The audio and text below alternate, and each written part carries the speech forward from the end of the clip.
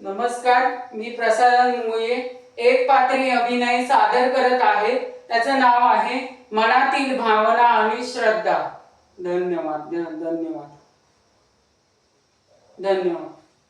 आज जर देव माझ्या समोर उभा राहिला, आपण देवाला नेहमी म्हणतो, देवा मला हे का नाही दिलं, देवा मला ते का नाही दिलं.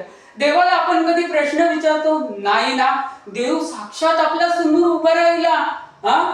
तुम्ही देव आहात ना, मग तिथेच थांबा तिथेच.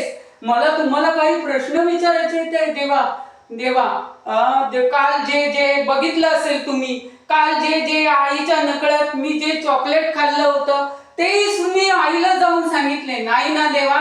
मग ठीक आहे देवा, ठीक आहे देवा. मग ठीक आहे देवा. माझी एक छोटीशी रिक्वेस्ट आहे, टीचरला जाऊन थोडासा होमवर्क कमी करायला लावा ना.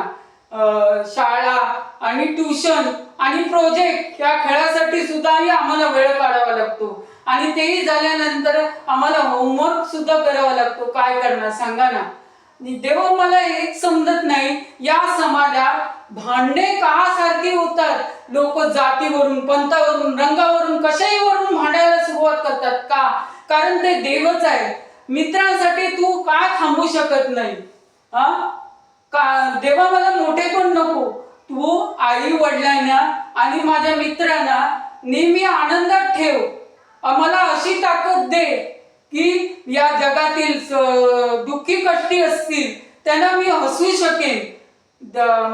नेहमी मला आनंदात ठेव. मी झालो देवच ना. देवा